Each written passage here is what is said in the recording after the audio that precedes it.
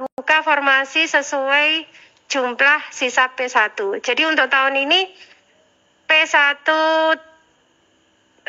tidak tuntas di daerah kami.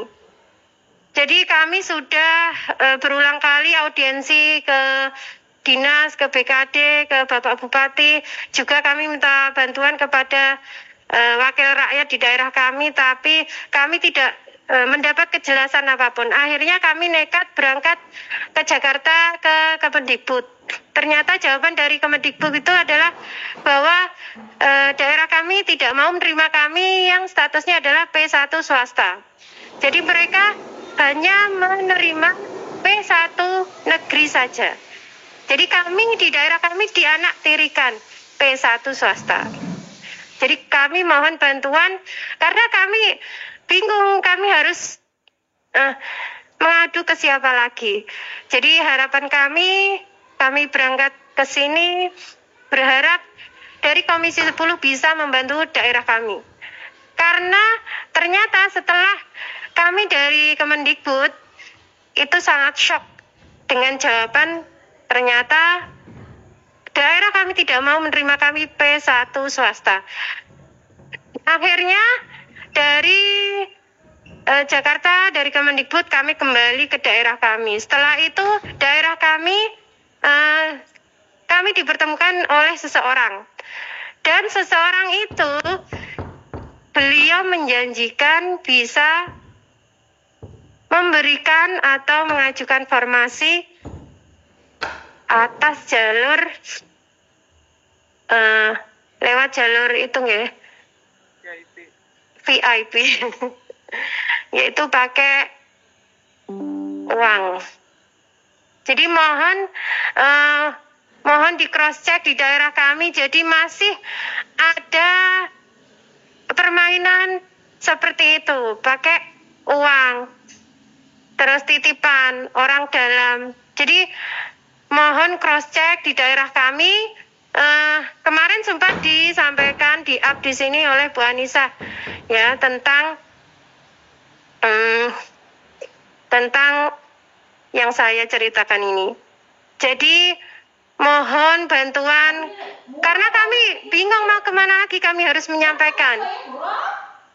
Karena di daerah kami ketika kami berjuang itu ya itu tadi jawabannya intinya harus lewat itu tadi.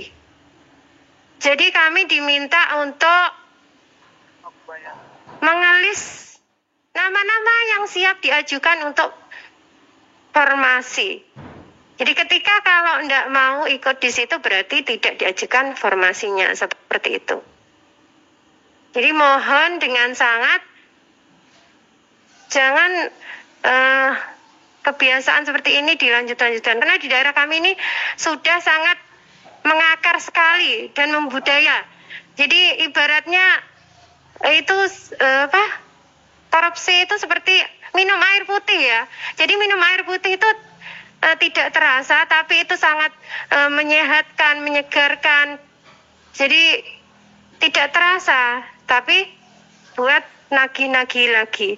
Jadi mohon bantuan dari Komisi 10, mohon bantuannya untuk daerah kami di cross check kembali karena masih ada permainan seperti itu.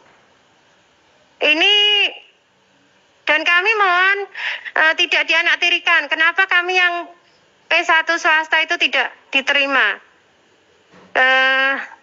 Tadi saya dapat info dari teman itu juga ternyata yang P1 dari Jatim itu dari swasta, dia sudah menerima SK, tapi ternyata dia di sekolah yang sudah penempatan di SK-nya itu tidak menerima beliau. Beliau hanya boleh absen di depan sekolah, tidak diizinkan masuk. Karena apa?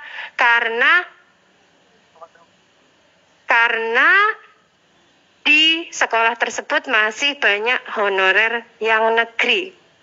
Jadi beliau walaupun sudah mendapat SK, tapi beliau tidak bisa masuk ke dalam sekolah penempatan tersebut.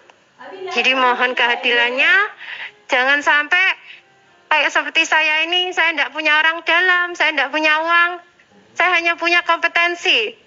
Saya sudah ikut tes dan saya lulus passing grade. Jadi mohon bantuannya. Yang praktek uang seperti itu masih berjalan, mohon dibasmi, mohon diberantas, karena itu tadi itu sangat mengakar. Dan kalau disebut oknum itu harusnya kan cuma 1-2, tapi kenapa kok ini oknumnya banyak sekali? Namanya bukan oknum lagi, tapi ini sudah jaringan. Karena untuk mengungkap ini sangat sulit sekali, tapi kenyataannya itu memang ada. Dan di daerah saya ini apapun harus bayar. NUPTK bayar, masuk dapodik bayar, honorer bayar. Kami juga minta mohon tidak dianaktirikan karena kami swasta. Saya dulu pernah masuk sukuan, jadi di depan rumah saya itu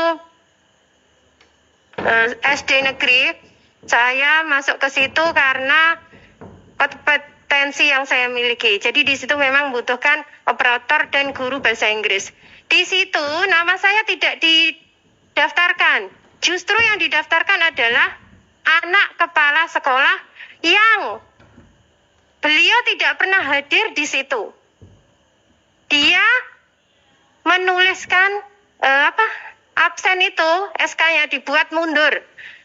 Dia tidak pernah datang, tapi SK-nya dibuat mundur sejak tahun 2005. Supaya apa? Bisa ikut, itu kan tahun 2007, itu setelah,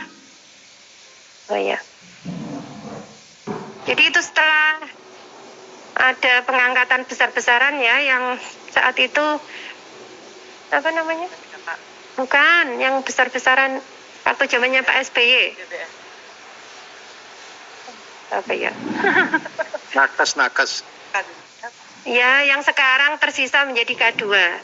Ya, jadi seperti itu. Selanjutnya saya di situ akhirnya nama saya enggak dimasukkan. Akhirnya saya pindah di sekolah negeri yang lain, juga sama. Di situ saya masuk karena kompetensi sama. Anak kepala sekolah juga sama, hanya nama saja yang berada di situ. Akhirnya saya tergeser dengan di situ zaman dulu kalau mau masuk honorer itu harus dapat rekom dari kepala dinas yang terkait. Jadi saya tergeser juga oleh rekom yang mendapat rekom tersebut. Jadi mohon bantuannya, kami ini rakyat kecil, kami sudah dilempar sana, dilempar sini, kami sudah mengikuti aturan pemerintah, tapi kami hanya di PHP saja. Dan kami hanya menjadi korban dari kebijakan pemerintah selama ini. Dan kami perjuangkan, tapi malah ujung-ujungnya disuruh membayar. Padahal kami tujuan mengikuti P3K ini adalah untuk mensejahterakan ekonomi kami. Mungkin itu dari saya, mohon bantuan benar-benar untuk di cross check ke daerah kami tentang yang saya ceritakan tadi. Bila ada salah, saya akhiri. Mohon maaf. Wassalamualaikum warahmatullahi wabarakatuh. Baik, terima kasih. Lanjut, mohon maaf tadi Prof. Jainuddin Maliki. Sekalian kalau ada yang mau bicara langsung saja. Karena tidak terasa sebenarnya kita sudah pertemuannya 2 jam 10 menit. Khusus untuk guru honorer. Ya. Bismillahirrahmanirrahim. Assalamualaikum warahmatullahi wabarakatuh. Pak Ferdi, pimpinan rapat RDPU hari ini, kawan-kawan Komisi 10, Bapak-bapak dan Ibu-ibu, guru honorer dan guru yang sudah berstatus P1 belum dapat formasi, atau mungkin sudah dapat formasi tempatnya tidak sesuai yang diinginkan. Yang hadir semua, terima kasih, dan kami sudah mendengarkan dengan sepenuh perhatian dari mulai yang penyampaiannya penuh dengan perasaan, tidak hanya dengan perasaan tapi dengan air mata. Dan kami sudah pernah menegaskan kepada Mas Menteri, pengangkatan P3K ini tolong dijadikan momentum. Pengangkatan guru honorer menjadi P3K menjadi momentum mengubah air mata menjadi mata air gitu ya.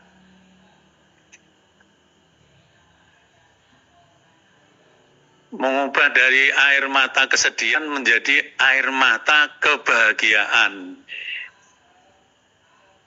Kita sudah memberi penegasan mulai awal. Mas Menteri Nadiem ini bertekad untuk mengangkat 1 juta guru honorer menjadi ASN. Nah, kami waktu itu menegaskan itu langkah yang bagus, itu program yang bagus untuk mengubah air mata kesedihan menjadi air mata kebahagiaan. Karena apa? Karena pemerintah itu berhutang budi sama guru honorer itu.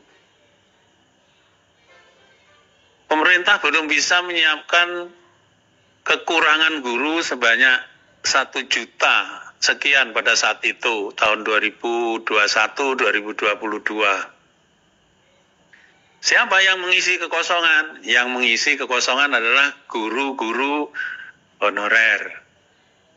Itulah sebabnya kemudian saya membuat istilah pemerintah berhutang budi pada guru honorer, dan oleh karena itu ayo dibayar.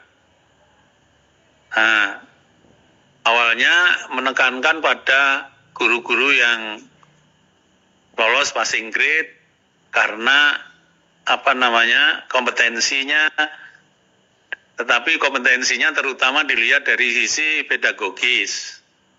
Padahal kompetensi tidak hanya diukur dari kompetensi pedagogis, tapi bisa juga kompetensi personal, kompetensi sosial. Nah, oleh karena itu mestinya juga harus dihargai, jangan hanya nilai passing grade dari kompetensi pedagogisnya atau profesionalnya, tetapi juga dari sosial dan personalnya. Itu kalau dihargai maka pengalaman itu harus dihargai. Kayak tadi sampai menangis-nangis, sudah 14 tahun, keluar masuk hutan, 1 jam harus naik sepeda motor, beli bannya sampai, ya itu kan karena passion toh. Bayarannya untuk beli ban saja kan susah itu. Kalau bukan karena passion, saya kira sudah berhenti jadi guru itu. Oleh karena itu passion juga harus dihargai. Dan pendidik yang baik itu adalah pendidik atau guru yang punya passion. Bukan hanya punya pengetahuan. Punya pengetahuan, tidak punya passion. Itu menurut hemat saya tidak akan berhasil mendidik anak-anak didik kita. Mendidik harus disertai dengan passion. Catatan yang pertama itu. Jadi intinya kita sudah mendesak supaya Kemendikbud berusaha mengangkat kalau bisa sampai 1 juta, dan sampai hari ini sekitar 640 yang sudah terangkat, dan mungkin 640 itu walaupun ada masalah-masalah sedikit-sedikit